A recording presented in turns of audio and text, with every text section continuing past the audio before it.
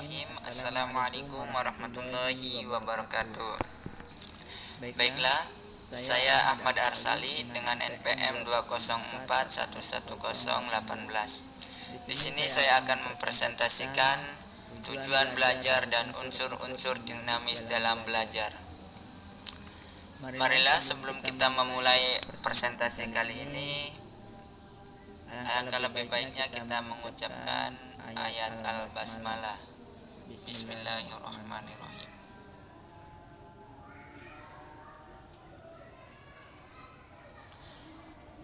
Baiklah, sebelum masuk ke materi, di sini saya akan membacakan visi dan misi STKIP Latansa Masyiro. Visi STKIP Latansa Masyiro yaitu menjadikan perguruan tinggi yang profesional, berkualitas, serta dapat menghasilkan sumber daya manusia yang berakhlakul karimah dan mampu menjawab tantangan untuk memenuhi kebutuhan masyarakat.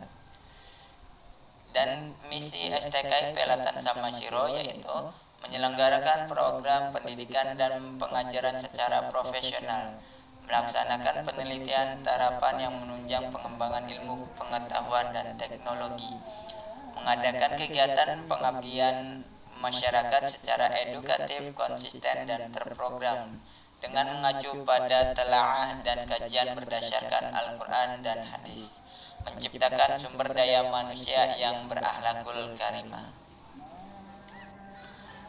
Baiklah, sebelum masuk ke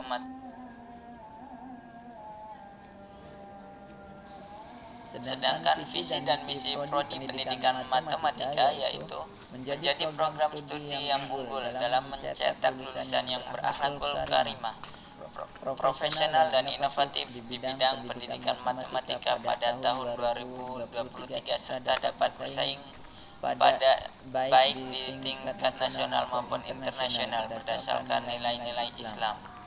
Sedangkan misi prodi pendidikan matematika yaitu menyelenggarakan pendidikan dan pengajaran yang modern, daya guna dan aplikatif dengan kompetensi di bidang keilmuan pendidikan matematika, dibingkai dengan nilai-nilai luhur kemanusiaan dan berakhlakul karimah, melaksanakan kegiatan penelitian dan pengabdian kepada masyarakat dan mengimplementasikan hasil kajian-kajian ilmiah di bidang pendidikan matematika berorientasi pada profesionalisme sebagai tenaga pendidik, mengimplementasikan pengembangan model-model pembelajaran matematika ceria, kreatif, inovatif, dan berbasis information communication technology dan perkuliahan bagi para pengajar dan peserta didik.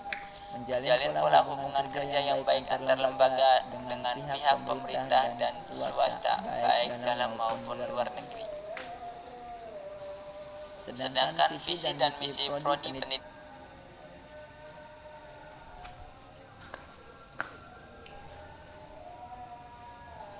Baiklah, kita memasuki materi yaitu tujuan belajar. Tujuan belajar dibagi menjadi dua, yaitu tujuan belajar secara umum dan juga tujuan belajar secara khusus. Tujuan belajar secara umum, secara global, tujuan belajar adalah terjadi perubahan pada diri seseorang menjadi lebih baik.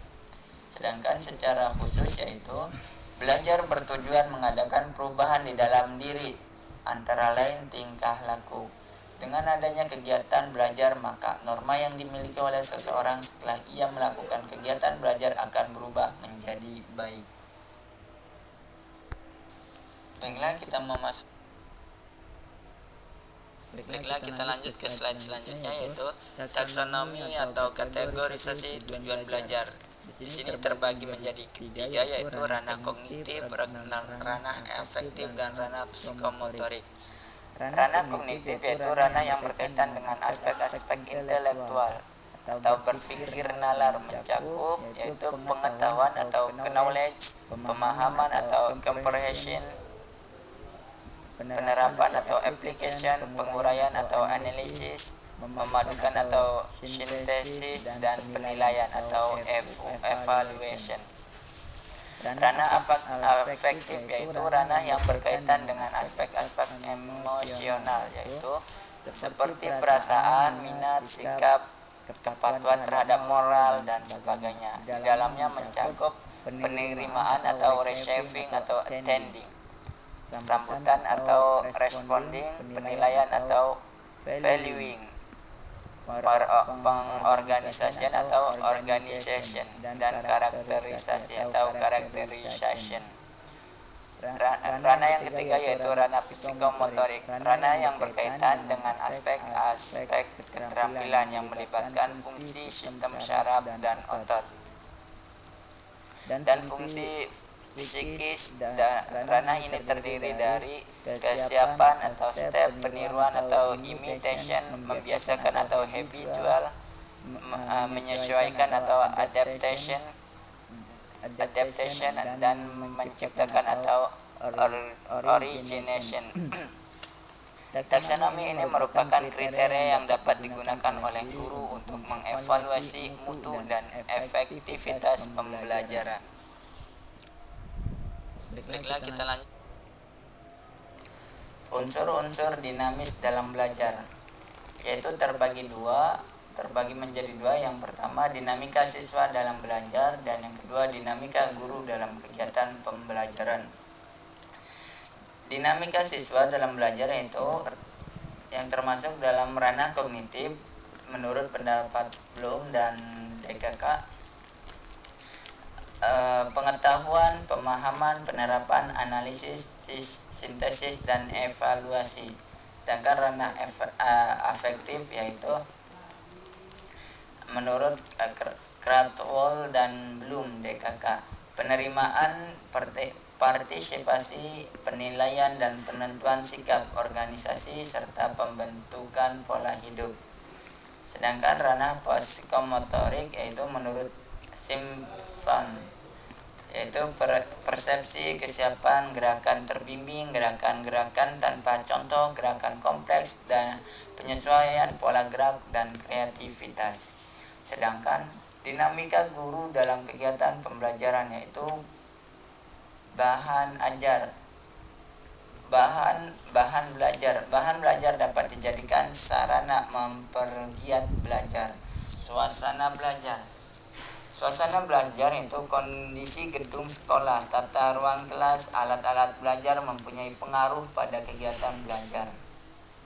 Media dan sumber belajar. Dewasa ini media dan sumber belajar dapat ditemukan dengan mudah. Guru berperan penting dalam memanfaatkan media dan sumber belajar tersebut. Guru sebagai subjek pembelajaran. Guru adalah subjek pembelajar siswa. Sebagai subjek pembelajar, guru berhubungan langsung dengan siswa. Unsur-unsur dinamika siswa dalam belajar. Penjelasan dari dinamika siswa dalam belajar yaitu terbagi menjadi 3, sebagaimana seperti di atas, yaitu ranah kognitif, ranah afektif, dan ranah psikomotorik. Ranah kognitif yaitu menyangkut pengetahuan, pemahaman, penerapan, analisis, sintesis, dan evaluasi. Pengetahuan mencapai kemampuan ingatan tentang hal yang telah dipelajari dan tersimpan dalam ingatan. Pengetahuan itu berkenaan dengan fakta, peristiwa, pengertian, kaidah, teori, prinsip, atau metode. Pemahaman mencakup kemampuan menangkap arti dan makna tentang suatu permasalahan. Penerapan mencakup kemampuan menerapkan metode dan kaidah untuk menghadapi masalah yang nyata dan baru, misalnya menggunakan prinsip. Analisis mencakup kemampuan merinci suatu kesatuan ke dalam bagian-bagian sehingga terstruktur keseluruhan dapat dipahami dengan baik. Misalnya mengurangi masalah menjadi bagian yang telah kecil. Sintesis mencakup kemampuan membentuk suatu pola baru, misalnya kemampuan menyusun suatu program kerja. Evaluasi mencakup kemampuan membentuk pendapat tentang beberapa hal berdasarkan kriteria tertentu, misalnya kemampuan menilai hasil karangan. Ranah afektif yaitu penerimaan, partisipasi, penilaian, organisasi, pembentukan pola hidup. Penerimaan yang mencakup kepekaan tentang hal tertentu dan kesediaan memperhatikan hal tersebut. Misalnya kemampuan mengakui adanya perbedaan-perbedaan. Partisipasi yaitu mencakup kerelaan, kesediaan memperhatikan dan berpartisipasi dalam suatu kegiatan. Misalnya mematuhi aturan dan berpartisipasi dalam suatu kegiatan. Penilaian dan menentukan sikap. Penilaian dan penentuan sikap yang mencakup menerima suatu nilai, menghargai, mengakui, dan menentukan sikap, misalnya menerima suatu pendapat orang lain. Organisasi yang mencakup kemampuan membentuk suatu sistem nilai sebagai pedoman dan pegangan hidup, misalnya menempatkan nilai dalam suatu skala nilai dan dijadikan pedoman bertindak secara bertanggung jawab. Pembentukan pola hidup yang mencakup kemampuan menghayati nilai dan membentuknya menjadi pola hidup kehidupan pribadi, misalnya kemampuan mempertimbangkan dan menunjukkan tindakan yang berdisiplin. Ranah psikomotorik yaitu persepsi, kesiapan, gerakan terbimbing, gerakan-gerakan tanpa contoh, gerakan kompleks, keterampilan yang terdiri dari banyak tahap, penyesuaian pola gerakan, dan kreativitas. Persepsi yang mencakup kemampuan memilah hal-hal secara khas dan menyadari adanya perbedaan yang khas tersebut. Misalnya penilaian warna, angka 6 dan angka 9, huruf B dan huruf D. Kesiapannya yang mencakup kemampuan penempatan diri dalam keadaan di mana akan terjadi suatu gerakan atau rangkaian gerakan. Kemampuan ini mencakup jasmani dan rohani, misalnya posisi start pada lomba lari. Gerakan terbimbing mencakup kemampuan melakukan gerakan sesuai contoh dan gerakan peniruan, misalnya menilai gerakan tari, meniru gerakan tari, membuat lingkaran di atas pola. Gerakan-gerakan tanpa contoh, misalnya melakukan lompat tinggi dengan tepat. Gerakan kompleks yang mencakup kemampuan melakukan gerakan. Keterampilan yang terdiri dari banyak tahap secara lancar, efisien, dan tepat, misalnya bongkar pasang peralatan secara tepat. Penyesuaian pola gerakan yang mencakup kemampuan mengadakan perubahan dan penyesuaian pada pola gerak-gerik dengan persyaratan khusus yang berlaku, misalnya keterampilan bertanding. Kreativitas yaitu mencakup kemampuan melahirkan pola gerak-gerik yang baru atas dasar prakarsa sendiri, misalnya kemampuan membuat tari kreasi baru. Dinamika siswa dalam belajar efektif. Penjelasan dinamika guru dalam kegiatan pembelajaran. Di sini dibagi menjadi 4. Yang pertama adalah bahan belajar. Contohnya, buku biografi Sudirman adalah bahan belajar sejarah. Wujud buku biografi tersebut dapat menarik perhatian siswa. Dalam hal ini, guru sejarah tinggal mendiskusikan tokoh Sudirman sebagai pahlawan Indonesia. Dalam pelajaran di kelas, guru tidak perlu berceramah tentang Sudirman sebab siswa telah membacanya sendiri. Dari kasus buku biografi tersebut dapat diketahui bahwa bahan belajar dapat dijadikan sarana mempergiat belajar. Bahan belajar dapat menarik perhatian siswa. Yang kedua yaitu suasana belajar.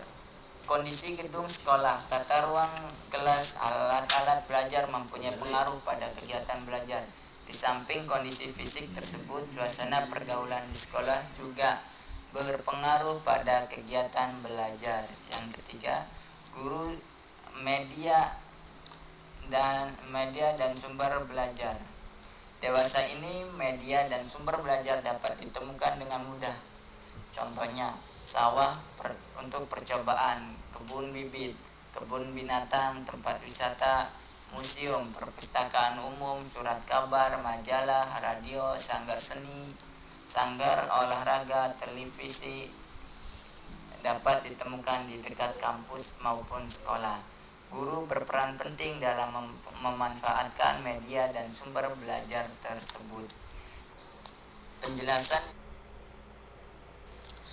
Baiklah, Mungkin cukup sekian presentasi yang bisa saya sampaikan. Kurang lebihnya mohon maaf, dan bila ada banyak penjelasan yang masih kurang dipahami, silakan untuk bertanya di sesi tanya jawab. Cukup sekian saya ucapkan. Wabillahi taufiq wal hidayah, wassalamualaikum warahmatullahi wabarakatuh.